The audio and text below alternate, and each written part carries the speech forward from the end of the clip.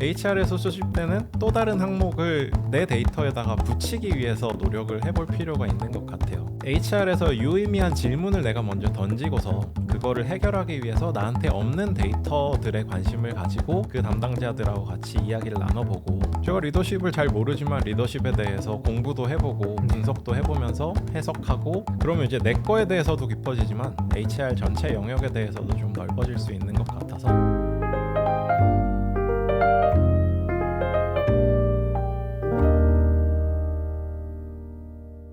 실제로 그러면 책임님께서 하신 감성 분석에 대한 사례에 대해서 좀 여쭤보고 싶은데, 감성 분석이 어떤 건지, 사내 LMS에 그거를 탑재해 주셨다고 했는데 어떤 식으로 그걸 탑재하셨는지 같이 설명해 주시면 좋을 것 같습니다. 감성 분석이라고 하는 거는 문장 안에 있는 감정을 수치화하는 거라고 보시면 될 것 같아요. 네. 근데 그 안에서 가장 쉽게는 긍정과 부정으로 나눠서 볼 수 있겠죠. 이 문장이 긍정입니다, 부정입니다 라고 판단하는 것도 감성 분석이 될 수 있을 것 같고요. 아니면 긍정은 1점, 부정은 0점이라고 했을 때 이 네. 문장은 몇 점 정도의 긍정 을 띄고 있습니다 라고 수치화하는 것도 감성 분석이 될 것 같고요. 또 최근에 제가 많이 쓰고 있는 거는 이 감정이 긍정하고 부정만 있는 건 아니니까 인사이드 아웃에서 나오는 것처럼 엄청 세분화해서 놓은 거예요. 그 인사이드 아웃은 뭐 6개인가 이렇게 네. 되어 있을 텐데, 그거를 더 세분화해서 43개 감정까지 볼 수 있는 모델이 있거든요. 그러면 그 문장 안에 특정 감정들이 어느 정도로 담겨 있는지를 43개의 감정으로 두고 나서 각각에 대해서 숫자로 표현하는 형태로 보는 것도 감성 분석이고, 이렇게 감성 분석이 되어 있습니다. 그래서 일단 저희 시스템에 적용을 해둔 거는 누구도 시키지 않았었던 일인데 업무에다 어떤 식으로 반영할 수 있을까에 대해서 고민을 했었던 것 같고요. 인하원이 1988년에 생긴 연수원이거든요. 그러니까 그 1988년부터 인하원에는 텍스트가 엄청 많이 쌓여 있는데, 이런 모델을 만드는데 필요한 최소한의 문장이라고 생각되는 10만 개 정도의 텍스트 문장을 시스템 담당자분께 요청해서 받은 다음에 그 문장을 태깅을 직접 다 해놓은 거예요. 네. 어떤 태깅을 했는가 하면, 저희가 교육 끝나고 나면 3개의 질문을 수집을 하거든요. 네. 이 교육의 내용이 본인의 관심을 끌었나요?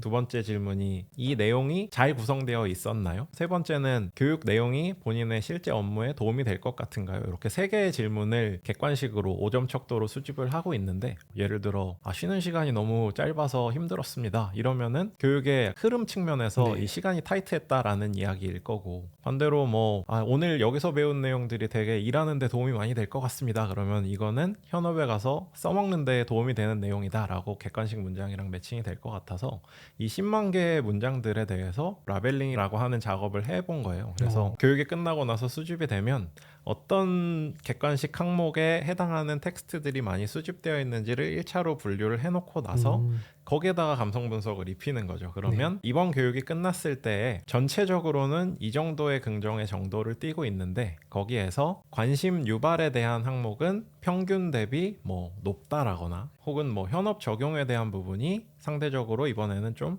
낮다라거나, 이런 게 텍스트에 대해서도 온도계처럼 좀 확인해 볼 수 있는 걸 이제 시스템적으로 구현해 놓은 상태이죠. 실제로 그거를 만약 해석하고 활용한다라고 하면 어떻게 될까요? 만약 이런 측면의 점수가 객관적으로는 또 높은데 저는 어려운 게 텍스트로는 반대가 나왔다. 이걸 또 어떻게 우리가 해석해야 될까? 이게 참 어려운 것 같거든요. 사실은 점수만 놓고 보면은 네. 그 숫자에서 뭘 뽑아낼 수는 없는 것 같아요. 텍스트도 결국은 로 데이터를 들여다보기는 할 거거든요. 네. B라는 항목이 평균 대비 긍정의 온도가 낮다라고 했을 때 그 안에서의 부정의 문장들만 필터링해서 살펴보게 되면 이 교육에서 조금 더 보완하면 좋을 내용들을 찾아보는 데 좋을 것 같아요. 이게 한 20명이 남긴 문장이라 그러면 20개 정도의 문장밖에 안 되니까 한눈에 보여서 별로 효용이 없을 수 있지만, 저희가 많이 들어오는 교육에서는 뭐 몇천 명 단위로도 진행이 되거든요. 그러면은 그 몇천 명의 생각을 일단은 한눈에 온도계 형태로 이렇게 볼 수 있는 게 가능해진 거고, 그 안에서도 생각을 긍정과 부정을 살펴볼 수 있다라는 점에서 한눈에 살펴보기 좋은 게 이제 기술적으로 구현된 상태라고 보면 될 것 같습니다. 시간적 효율적인 측면에서도 이점이 있는 것 같고, 그리고 우리가 어떤 피드백을 좀 중점적으로 바라봐야 될까, 이거에 대한 또 효과성도 좀 있는 그런 활용도인 것 같습니다. 그런 사례 말고도 감성 분석을 좀 적용했거나 아니면 실제 그런 데이터 분석의 사례들이 좀 있을까요? 뭐 가장 최근에 진행한 것 중에 하나 재밌는 거는 교육이 코로나 이후에 사람들이 이제 모이지 않아도 교육이 된다라는 걸 경험을 해버렸기 때문에 네. 인하원 담당자들도 이제 교육 콘텐츠를 영상 형태로 혹은 뭐 구독형 뉴스레터 형태로 만들어 가지고 뿌리는 일이 많은데 그렇게 하고 나면은 그 다음에 결국 따라오는 게 이제 조회수거든요. 네. 근데 이 조회수가 엄청 스트레스 요인이잖아요. 맞아요. 거기다가 저희는 그 LGCC라는 이름의 사내 방송국이 있는데 거기가 요즘에 되게 유튜브처럼 컨텐츠를 재밌게 잘 만들거든요. 그러면서 이제 아니 저쪽은 왜 이렇게 높은데 우리 건 왜 이렇게 안 보는가에 대해서 저희 담당자들도 고민을 가지고 있고 실제로 저희 리더분들께서도 야 왜 우리 거는 이렇게 안 나오냐라는 말씀들을 하시면 그게 굉장히 부담이거든요. 네. 아 근데 사내 방송하고 교육 컨텐츠하고 경쟁 관계인가? 우리는 좀 다른 역할을 할 것 같은데 라는 네. 게 데이터적으로 궁금해지는 거죠. 그래서 좀 그 비교를 이제 감정을 기준으로 한번 해본 케이스가 있고요. 이제 그쪽에서 신경 쓰고 있는 컨텐츠들을 가지고 와서 둘 간의 댓글의 감정을 좀 살펴보는 일을 진행을 했고요. 재밌었던 거는 교육 컨텐츠에서 사내 방송 대비 두드러지는 감정은 감동, 감탄, 존경, 놀라움 이런 그 감정이 조금 돋보였고요. 사내 방송 컨텐츠에서 상대적으로 돋보인 감정은 흥미, 그러니까 즐거움 혹은 뭐 신남 이런 감정들이 돋보이더라고요. 그리고 그걸 이제 텍스트 그 자체로 가지고 와서 비교해봤을 때 사내 방송의 댓글보다 교육용 컨텐츠의 댓글이 길이가 2배 이상 길어집니다. 그리고 감정을 직접적으로 표현하는 문장들이 많이 있다라는 걸 보면서 교육용 콘텐츠에 대해서는 전문가들의 이야기에 굉장히 많이 공감하고 그걸로부터 많이 배우고 있다라는 이야기를 얘기한다면 사내 방송에 대해서는 직접적으로 뭔가 감정을 표출하고 또 즐거움과 신남의 표현을 함으로써 구성원들이 조직의 활동에 조금 더 참여하는 형태로 이 컨텐츠를 소비하고 있구나라는 걸 보면서 이제 둘 간의 그러면 경쟁 관계는 아니고 서로가 맡고 있는 역할이 있다라는 식으로 이제 해석을 할 수 있게 된 거고요. 이제 분석이 됐으니까 그러면은 뭐 조회수 잘 나오나요? 그건 아니죠. 조회수는 여전히 풀어야 될 숙제이지만 네. 적어도 사내 방송하고 경쟁 관계라는 생각으로 저들의 컨텐츠 조회수 대비 왜 이렇게 안 나오지라는 스트레스는 덜 받게 되는 거죠. 오히려 그런 분석이 있었기 때문에 콘텐츠나 아닌 방향이 좀 더 목적 중심적으로 갈 수 있지 않나라는 생각도 해봅니다. 혹시 추가적으로 또 공유해 주실 사례 같은 게 있나요? 인하원의 많은 구성원들이 리더십 코칭 자격증을 가지고 이제 현업에 코칭을 하고 있는데 저도 KPC 자격을 가지고 팀장님들 코칭을 하고 있거든요. 근데 그때가 그 리더십 평가 시기였고 한 팀장님께서 리더십 평가 결과에 대해서 고민을 말씀하시는 거예요. 내가 리더십 평가가 안 좋게 나온 건 알겠는데 근데 이 리더십 평가 결과 리포트로부터 내가 어떻게 해야 될지 잘 모르겠다라는 얘기를 하시는데 너무 공감이 되는 거죠. 왜냐하면 리더십 평가가 전사 대비 본인이 뭐 점수로 낮다. 그리고 당신의 팀원들은 텍스트로 이런 얘기를 남겼습니다. 라고 남겨놓으셨는데 그거를 보고 났을 때 그 다음에 그래서 뭘 해야 될지에 대한 이야기가 잘 안 나오겠더라고요. 이걸 어떻게 그럼 데이터적으로 한번 살펴볼 수 있을까에 대한 생각을 해봤고요. 리더십 평가 데이터를 이제 한 계열사와 함께 협업을 해서 그 계열사에서 주신 데이터에 대해서 분석을 해 보니까 실제로 리더십 평가 항목들하고 특정 감정들하고 유의한 관계가 있다라는 게 비춰지는 거죠. 그리고 나면 그 유의한 관계의 감정에 해당하는 문장들을 살펴봤을 때 이 항목을 좀 개선하기 위해서 해볼 만한 액션 아이템을 스스로가 떠올려 보기에 좋은 게 가능하겠다라는 생각이 들었고요. 물론 뭐 이거는 실제로 리포트 발행까지는 되진 않았어요. 발행 안 됐으니까 실패라고도 말할 수 있겠죠. 하지만 근데 저는 어쨌든 굉장히 HR 관점으로 확장해서 저한테 해볼 수 있는 되게 좋은 학습 기회이자 데이터적인 사고에 굉장히 많이 도움이 된 케이스이고 인하원은 외부의 계열사를 돌아다니면서 리더분들하고 말씀 나누는 일이 워낙 많으니까 네. 이런 일을 해봤습니다라고 이제 다른 자리에서 또 말씀드렸었더니 그걸 보시고 또 다른 계열사의 한 리더분께서 이거 우리 회사의 조직문화 서베이에 적용해보고 싶다라는 말씀을 주셨고 그 멤버로 저희 커뮤니티에 있는 친구가 있는 거죠. 그래서 이렇게 둘이 페어로 제가 분석적인 부분에 대한 지원을 하면서 조직문화에서 수집된 서베이 데이터를 점수와 텍스트의 감정 간의 연결고리를 찾아내서 조직 문화를 감정 관점으로는 어떻게 바라볼 수 있는지를 리포트화해서 이거는 올해 그 회사의 전체 리더분들에게 배포가 된 케이스라서 같이 분석을 한 입장에서 제 스스로 굉장히 뿌듯한 기회인 것 같습니다. 사실은 HR에서 쌓을 수 있는 전문성이라고 하는 게 내 업무에서만 파는 게 아니고 네. 데이터 관점으로 생각을 하면 이런 게 좀 더 깊어지고 넓어지고 둘 다 가능한 것 같아요. 가장 HID 담당자가 어려운 부분이 예를 들면 고객이 나는 리더십을 키우고 싶다. 그러면 소통력을 높이고 싶다. 이렇게 한다라고 했을 때 뭘 어떻게 해야 될까? 어떤 교육을 시켜줘야 될까? 우리가 흔히 얘기하는 하드 스킬밖에 우리는 잘 알려줄 수밖에 없고 소프트 스킬을 어떻게 진짜 도움을 줬다라고 할 수 있을까라는 게 저는 개인적으로 고민이거든요. 혹시 책임님께서는 이거를 좀 함양시켜주기 위해 우리는 어떻게 해야 될까라는 책임님만의 생각이 있으면 한번 공유해 주시면 좋을 것 같습니다. 사실은 생각해보지 않은 주제이기는 한 것 같은데 네. 그냥 말씀 들으면서 떠올랐던 생각은 뭐 소통, 또 뭐 리더십, 뭐 이런 각각의 것들이 교육 프로그램 안에서는 모듈이라고 표현하는 것 같은데 그냥 그 각각도 분명히 컨텐츠이고 키워야 될 영역인 건 맞는 것 같은데 뭐 HR뿐만 아니라 회사원으로서 우리가 회사 생활을 하면서 필요로 하는 스킬셋이 딱 특정 영역에만 국한되어 있다라거나 이거 하나하나가 그 자체로서 역할을 하고 있는 케이스는 잘 없잖아요. 네. 생각해보면.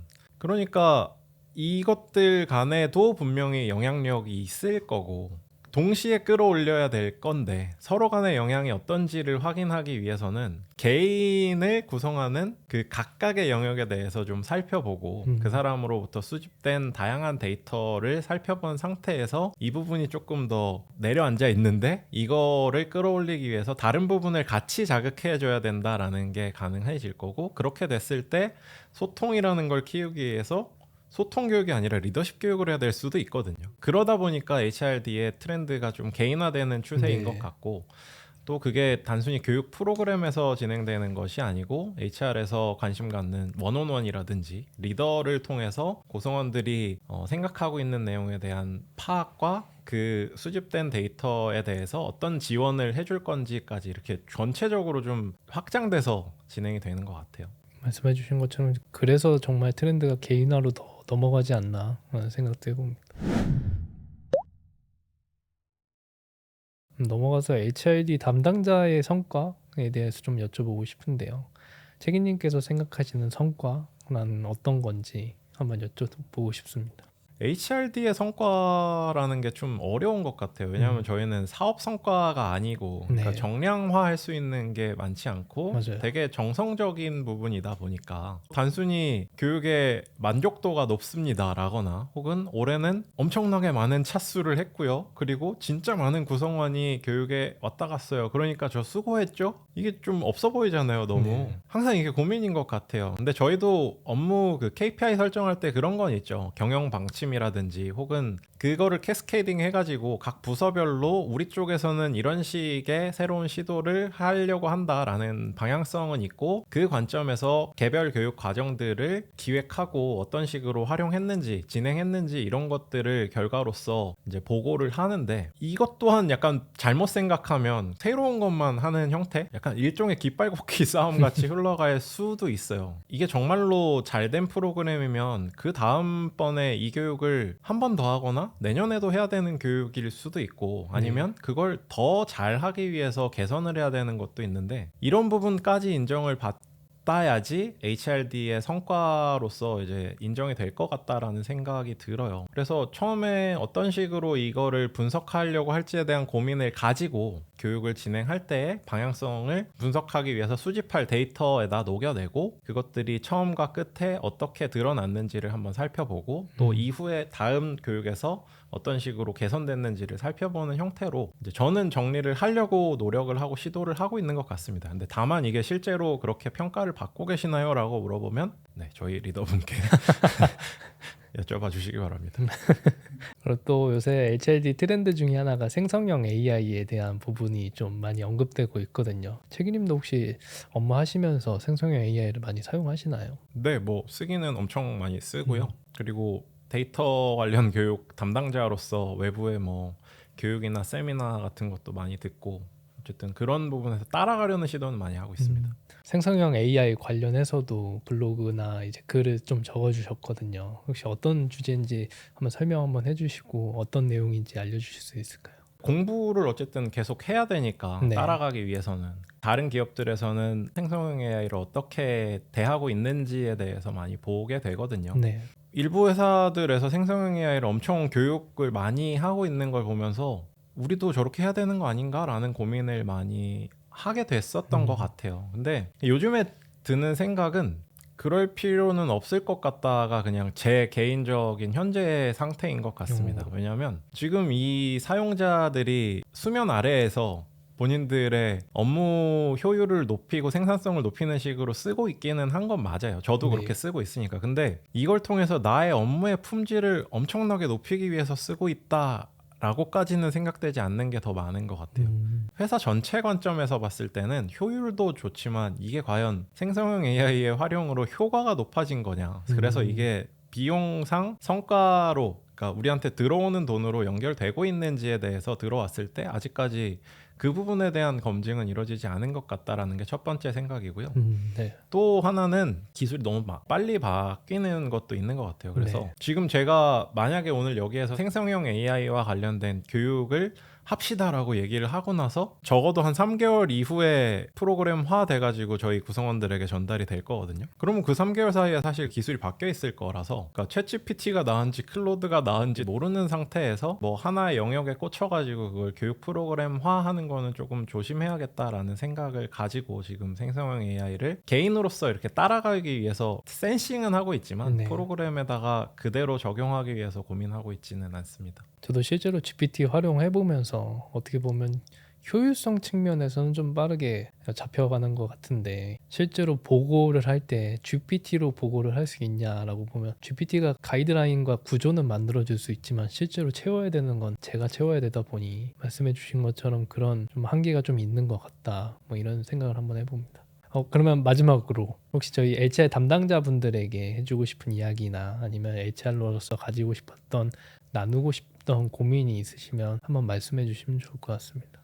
그냥 누가 이 컨텐츠를 보실지에 대해서 생각을 좀 많이 해본 것 같아요. 네. 근데 그냥 제가 HR 하시는 선배들한테 많이 받았었던 질문 중에 HRD 했으니까 인사도 한번 해봐야지라는 얘기 진짜 많이 들었거든요. 네. 당연히 저를 아껴서 하신 이야기였다라고 생각을 하고 저도 그 부분에 대해서 그치 인사도 해봐야지 인사도 알아야지 그런 생각은 가지고 있어요. 근데 각자가 꿈꾸고 있는 게 HR 스페셜리스트일 거잖아요. 그러면 그 스페셜리스트로서 나는 그런 질문이 들어왔을 때 어떻게 극복하고 넘어설 수 있을 거에 대해서 고민을 좀 해보면 좋을 것 같은데 저한테 그 부분에서 도움이 됐었던 거는 나한테 지금 수집되고 있는 데이터는 예를 들어 HRD에서 수집되는 A와 B라는 것들의 관계일 거잖아요. 근데 두 개만 가지고 회사 생활을 설명할 수 없을 거라는 거죠. 네. 그러면 HR에서 수집되는 또 다른 항목을 내 데이터에다가 붙이기 위해서 노력을 해볼 필요가 있는 것 같아요. HR에서 유의미한 질문을 내가 먼저 던지고서 그거를 해결하기 위해서 나한테 없는 데이터들에 관심을 가지고 그 담당자들하고 같이 이야기를 나눠보고 제가 리더십을 잘 모르지만 리더십에 대해서 공부도 해보고 네. 분석도 해보면서 해석하고 실제 리포트 발행까지 생각해본다라든지 그러면 이제 내 거에 대해서도 깊어지지만 HR 전체 영역에 대해서도 좀 넓어질 수 있는 것 같아서 좀 나한테 없는 데이터를 구성원으로부터 가져오기 위해서 좀 같이 생각을 넓히면 HR이 조금 더 깊어질 수 있을 거라고 생각을 하고요. 그러려면 가장 먼저 해야 되는 건 사실 내가 뭘 궁금한지 질문을 먼저 떠올리는 시도를 많이 해보시면 좋을 것 같습니다. 네, 오늘은 HRD 업무 관련해서 다양한 주제로 우리 다양한 고민을 하고 계신 책임님과 많은 이야기 나눴는데요. 저도 실무자로서 더 구체적인 얘기를 들어서 많은 걸 얻고 간 시간이었던 것 같습니다. 아쉽지만 저는 오늘 여기서 마무리하도록 하겠습니다. 저희는 그러면 다음에 다른 주제를 가지고 여러분들을 찾아뵙도록 하겠습니다. 감사합니다.